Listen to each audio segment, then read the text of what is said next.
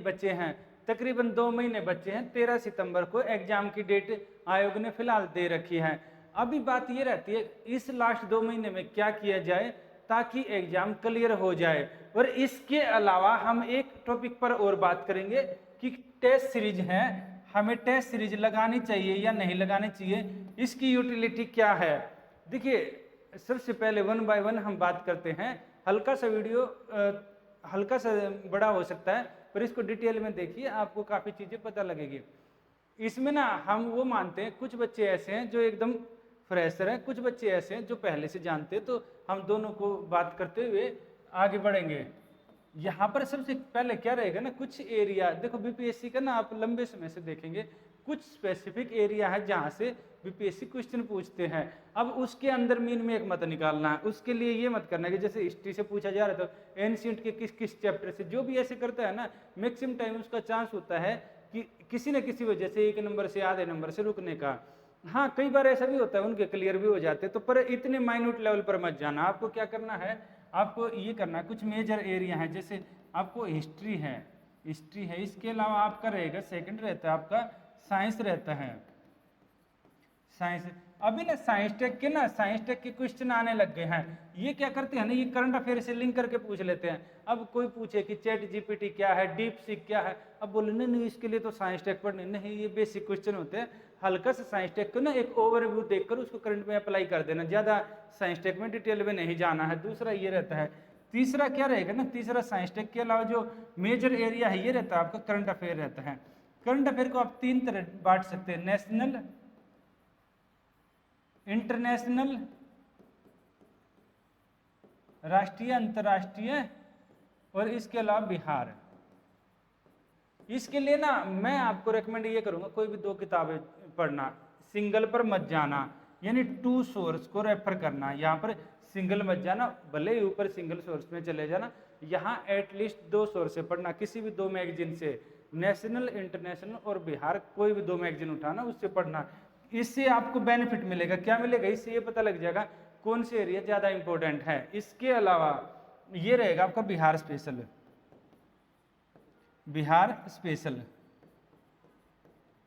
बिहार विशेष करके रहता है, ये बिहार विशेष रहेगा। तो इसमें क्या रहेगा ना, इस वाले एरिया में, बिहार विशेष वाले में, यहाँ पर आपको क्या करना है, यहाँ पर आपको जो बिहार के बारे में, देखिए आप पीवाई को देखेंगे तो आपको आइडिया लगेगा कि मॉडर्न बिहार से ज़्यादा क्वेश्चन पूछे जाते हैं।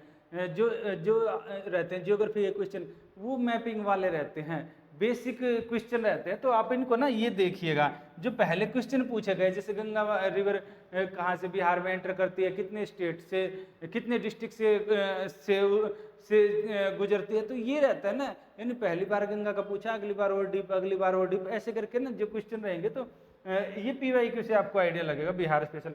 इन 3 एरिया से जो आपका, सॉरी ये 4 एरिया है ना, इनसे तकरीबन आपके 100 से लेकर 120 तक क्वेश्चन आने का रहता है।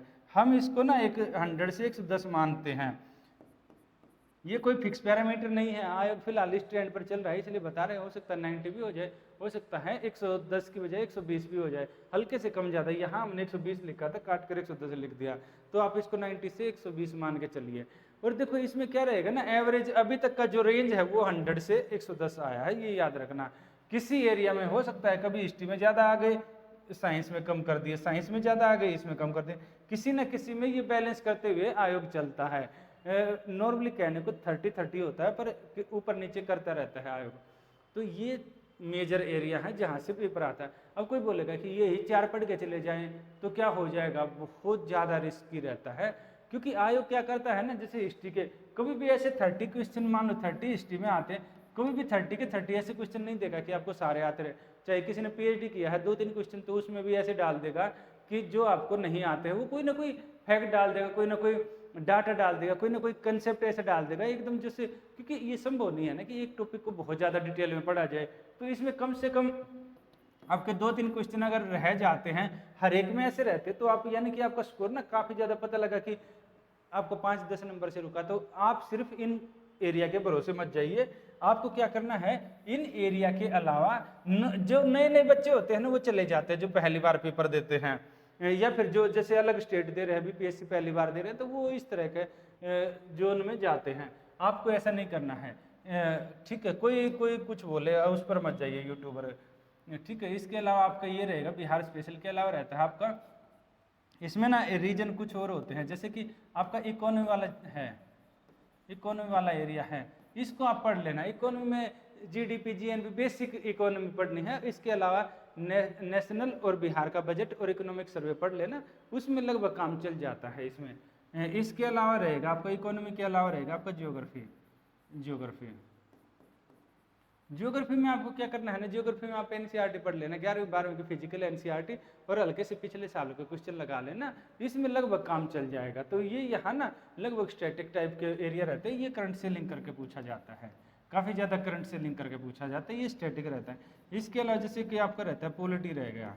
पॉलिटी तो क्या रहेगा ना, आप कोई भी किताब पढ़ जाना, बीपीएससी बहुत ज़्यादा पॉलिटी के ऐसे कई सारे बच्चे, कोई लक्ष्मीकांत पढ़ता है, कोई जैसे घटना चक्र से लेकर कोई ना कोई कुछ ना कुछ लगाता रहता है। पॉलिटी के क्वेश्चन ना ज़्यादा डेप्थ में नहीं आते हैं, कुछ एरिया हैं जैसे कि पंचायतें हैं जहाँ से क्वेश्चन पूछे जाते हैं, सुप्रीम कोर्ट है, इनके आसपास का। पर आपको ना एक ओवरव्यू सबको देकर जाना है, ताकि इधर उधर क्वेश्चन आए तो आपको वो सोल्व कर लेना। हाँ, पिछली बार के हल्के से ट्रिक क्वेश्चन पूछे थे, जैसे यूपीएससी टाइप के हल्का सा चला गया था, पर ओवरऑल देखा जाए तो पॉलिटी के क्वेश्चन ना मैक्सिमम बच्चे इनको ठीक कर लेते हैं। दो तीन क्वेश्चन जिसने बिल्कुल नहीं पढ़ा उसके गलत होते हैं, नहीं तो एक दो ही जाते हैं। कई बच्चे तो ऐसे होते हैं पूरे के पूरे भी ठीक कर लेते हैं। इसके अलावा आ जाता है general mental ability. General mental ability ये फिक्स एरिया है। इसमें क्या रहता है ना, इसमें रहेगा आपका मैथ और रीजनिंग, ये रहेगा आपका मैथ और रीजनिंग। इसके ना क्या रहेगा ना, इसके 10 क्वेश्चन आते हैं, ये लंबे समय से 10 क्वेश्चन नहीं आ रहे हैं।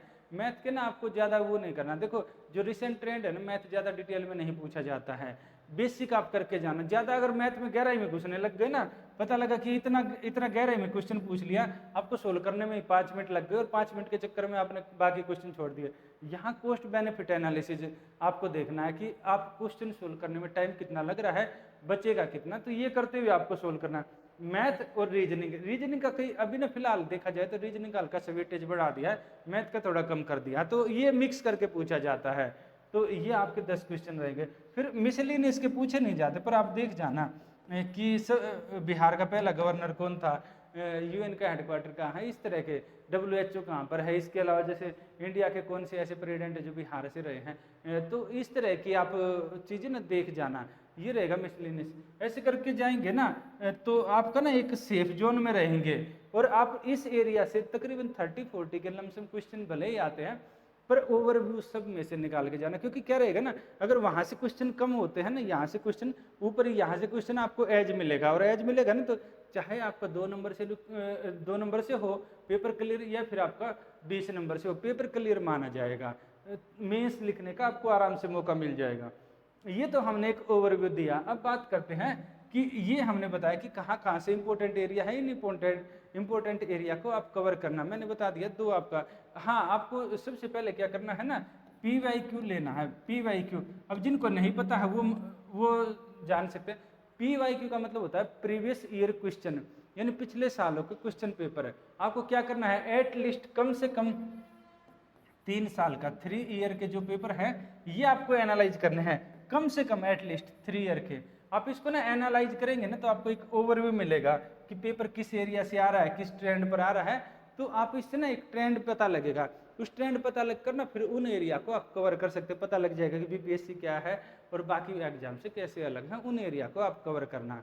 बिहार स्पेशल के लिए आप सारे कर लेना, 1992 से लगा लेना, ये आपके एरिया है। करंट अफेयर का अब आपको, अब देखो मैगजीन तो क्या रहता है, वही मैगजीन यूपी वाले पढ़ते हैं, बीपीएससी वाले वही पढ़ते हैं, दरोगा वाले वही पढ़ते हैं, आईएएस वाले वही पढ़ते हैं। मैगजीन लगभग वही होती है, कोई अलग नहीं होती है। उसमें से ना कौन से क्वेश्चन बीपीएससी के अकॉर्डिंग काम के, कौन से नहीं, ये आपको 3 साल के PYQ से पता लगेगा। 3 साल के पहले करंट अफेयर के PYQ लगाना, फिर उसके बाद करंट अफेयर पढ़ना, अपने आप आइडिया लग जाएगा। उसके बारे में आपको ज़्यादा दिमाग लगाने की जरूरत नहीं है। ज़्यादा दिमाग लगाओगे तो कई बार क्वेश्चन गलत हो जाते हैं। बस जितना बोला जाए ना उतना ही करते जाना, उसमें पेपर क्लियर हो जाता है। ज़्यादा दिमाग लगाने के लिए मेंस आएगा ना आगे, तो इसके ये है कि ऐसे करके ना आपका प्रीलिम्स हो जाता है। इसके अलावा हमने जो बात की थी ये थे मेजर एरिया, जहाँ जहाँ से पेपर आता है इंपॉर्टेंट एरिया। इसके अलावा एक और बात करनी थी हमें कि टेस्ट सीरीज। देखिए टेस्ट सीरीज का ना अपना एक बेनिफिट होता है।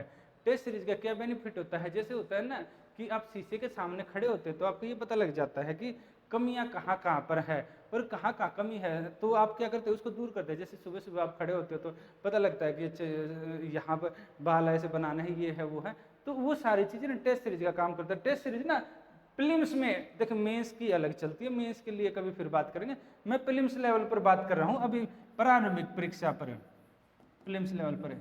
अब आपने मान लो हिस्ट्री पूरी पढ़ ली, अब पता कैसे लगेगा कि आपकी हिस्ट्री अच्छी है, आपने पढ़ी है, पूरी पढ़ी है, क्या आयोग के अकॉर्डिंग आपने पढ़ी है। तो आपको यहाँ क्या करना होगा ना, टेस्ट सीरीज आप ऐसी उठाइए जो आयोग के, जो बीपीएससी के पैटर्न के अकॉर्डिंग हो। याद रखना ऐसी टेस्ट सीरीज बकवास होती है जो एसएससी के टाइप की बना रखी हो, जो आपको सिर्फ खुश करे, अरे मेरे तो 120 नंबर आ रहे हैं, वहाँ पेपर में जाकर पता लगा 80 नंबर आ रहे हैं। ऐसी टेस्ट सीरीज नहीं लगानी है। ऐसी भी नहीं लगानी यूपीएससी वाली जो पता लगा आपको इतना डिमोटिवेट कर दे।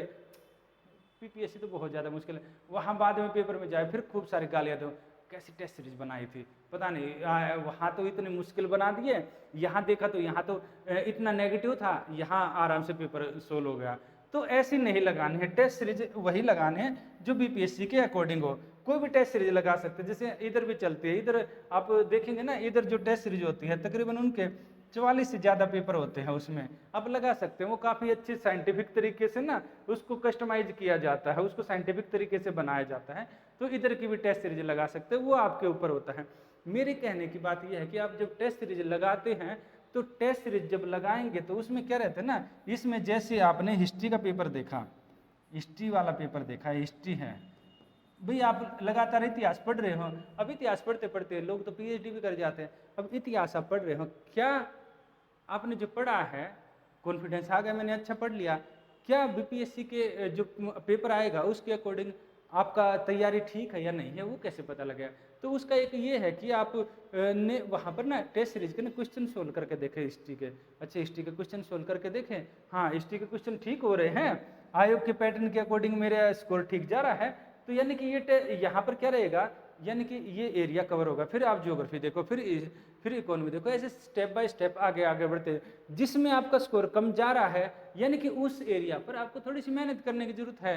ज़्यादा कम जा रहा है, ज़्यादा मेहनत करने की, यानी कि उसको और बार मेहनत क्या होगा, कस्सी लेकर खुदाई थोड़ी ना करनी है, आपको एक बार और रिवीजन करना है। थोड़ा सा कम जा रहा है, ज़्यादा कम जा रहा है, 2 बार रिवीजन करना, और ज़्यादा कम जा रहा है 3 बार, और बहुत ज़्यादा कम जा रहा है तो उसके लिए आप कहीं ना कहीं कोई क्लास या जैसे भी करके, अभी 2 महीने हैं तो इनफ है टाइम, लगभग 2 महीने हैं, इनफ टाइम में आप कवर कर सकते हैं। तो ये ना ऐसे करके ना टेस्ट सीरीज का सिर्फ ये होता है कि ये इवेल्युएशन के लिए आपके लिए इम्पोर्टेंट होती हैं।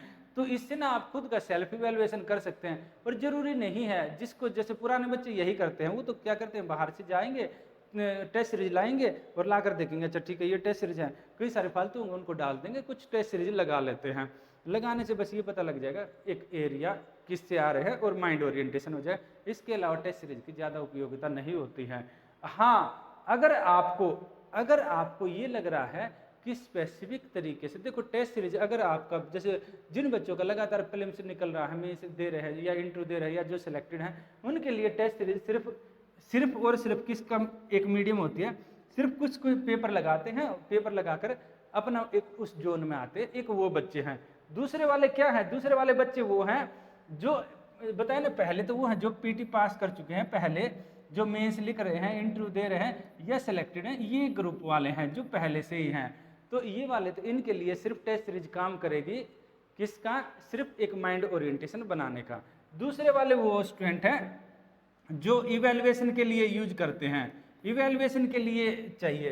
तो इवेल्युएशन के लिए ये क्या करते हैं ना, इनका पीटी कभी रुक गया, कभी हो गया, या फिर पीटी नहीं दिया है या पीटी के आसपास है, तो वो क्या करते हैं ना, पीटी मतलब प्रीलिम्स टेस्ट, प्रारंभिक परीक्षा, तो वो क्या करते हैं ना, वो इस एरिया से ये करेंगे, उनके लिए है इवेल्युएशन का काम करेगी। जो एरिया कमजोर है उस पर फोकस करे, आगे बढ़े, कमजोर है उस पर फोकस करे, आगे बढ़े, कमजोर है उस पर फोकस करे, आगे बढ़े। ऐसे करते जाएंगे तो आप भी इस जोन में आ जाएंगे, आराम से प्रीलिम्स का पास कर जाएंगे। तीसरे स्टूडेंट वो हैं जिनको, जो कुछ इसमें भी कुछ ऐसे बच्चे हैं और बाकी वो बच्चे हैं जो एकदम न्यू है, जिन्होंने अभी मेंस वगैरह नहीं दिया है, अभी मतलब कि मेंस इंटरव्यू नहीं दिया है, जो नए हैं, या फिर जिनको डाउट है कि पता नहीं होगा नहीं होगा, कभी उनका प्रीलिम्स हो जाता है कभी नहीं होता है, हल्के से पुराने भी है, वो क्या कर सकते हैं ना, वो फिल्म्स की जैसे इधर चलती है, मैं देखो मैं यहाँ का तो बता सकता हूँ, बाकी जगह क्या होता है उसका कैसे बता पाऊंगा, यहाँ का बता सकता हूँ। यहाँ पर जो टेस्ट सीरीज चलती है ना, यहाँ पर आपको प्रॉपर इवेल्युएशन होता है, प्रॉपर आपको गाइडेंस प्रोवाइड की जाती है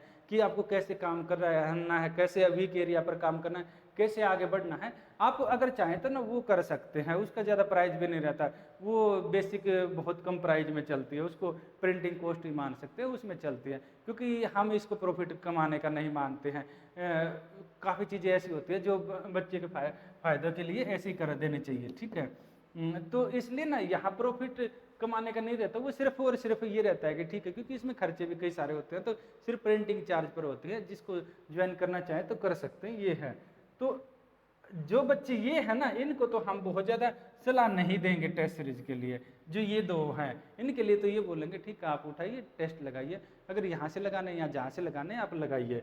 जो नीचे वाले हैं ना, उनको हम हल्की सी सलाह दे सकते हैं कि अगर वो चाहे ना तो वो टेस्ट लगा सकते हैं, वो कहीं से भी लगा सकते हैं, टेस्ट लगाइए ताकि आपका फिल्म से आराम से क्वालिफाई हो जाए। और टारगेट रखिएगा 91 का टारगेट मत रखिए, चाहे जनरल कैटेगरी में है या कोई भी है। 91 यानी 91 का है, 150 में से 91 का टारगेट मत रखिए, टारगेट रखिए 105 110 का। ऐसा भी नहीं बोलूँगा कि 150 में से 50 का रखिए, 105 10 कट कटा कर आ जाए तो वो अपने आप आपका बैलेंस हो जाता है। इधर भी बच्चों के काफ़ी नंबर आते हैं, 105 तक आराम से चले जाते हैं, ज़्यादा बड़ी बात नहीं है। आते हैं तो हमने आपको बता दिया, काफ़ी बच्चों को आते हैं, एक दो के नहीं आते, तो यानी ये अचीवेबल है। 105 से 10 के बीच में ना पीटी का एक ठीक है, थोड़ा ऊपर नीचे हो जाए तो अब वहाँ, क्योंकि क्या रहता है ना, जब प्रीलिम्स का पेपर हो जाता है ना, देखो बीपीएससी में क्या रहेगा, मैं आपको बोलेंगे सर तो इतना ज़्यादा फालतू बता रहे हैं, 91 की बजाय इतना बता रहे हैं, 93 कर सकते हैं, 95। क्या होता है ना, बीपीएससी क्या करते हैं, कई बार ना क्वेश्चनों को लेकर डाउट हो जाता है, यहाँ इशू ये होता है, फिर पैनिक हो, क्या रहेगा ना, पता लगा आपने क्वेश्चन को लेकर डाउट होगा, जब पेपर होता है ना, हर एक स्टूडेंट मेरे तो 120 क्वेश्चन ठीक है, मेरे तो 125 ठीक है, ऐसे चलता रहता है। खूब सारे कोचिंग वाले कुछ कुछ उल्टे सीधे अनुमान लगाने शुरू कर देंगे, इतना आ गया उतना आ गया, कट ऑफ का ये अनुमान है। खूब सारे नए नए जो बच्चे हैं यूट्यूब पर चैनल खोल लेते हैं, वो अनुमान लगाना शुरू कर देते हैं, ये होगा वो होगा, तो उसमें ना वो बच्चे पैनिक जोन में रहते हैं। जैसे कि कट ऑफ के आसपास किसी ने कुछ बता दिया, तो एक सेफ जोन होता है, बताए ना, जैसे 100 के आसपास, यानी कि आपको 105 के लमसम आप टारगेट मान के चलिए, 5 से 10 आए, ताकि आपको ना प्रीलिम्स पेपर देते ये रहे, हाँ ठीक है मेंस लिखना है ना, अपने अच्छे से शांत दिमाग से मेंस की तैयारी करें, इसलिए बोल रहे हैं। पता लगा एक तो वो अनुमान गड़बड़ कर देते हैं बच्चे के साथ, दूसरा क्या करेंगे ना, दूसरा ये रहता है आयोग में कई बार कुछ क्वेश्चन को डिलीट कर देता है, कुछ क्वेश्चन के नंबर सबको दे देता है, इसलिए भी बच्चे टेंशन में आ जाते हैं, कुछ क्वेश्चन के उनके आंसर चेंज कर देता है। तो इन चीज़ों से बचने के लिए ना अभी टाइम है, देखो 2 महीने टाइम इनफ होता है, लिटरली बोल रहा हूँ, 2 महीने टाइम मोर देन इनफ है पेपर पास करने के लिए। सीरियस बच्चे इस बात को समझेंगे, आराम से पास कर ले जाएंगे। और जिनको अभी नहीं दे रहे हैं तो वो अपना नॉर्मल तैयारी करते रहें, ठीक है।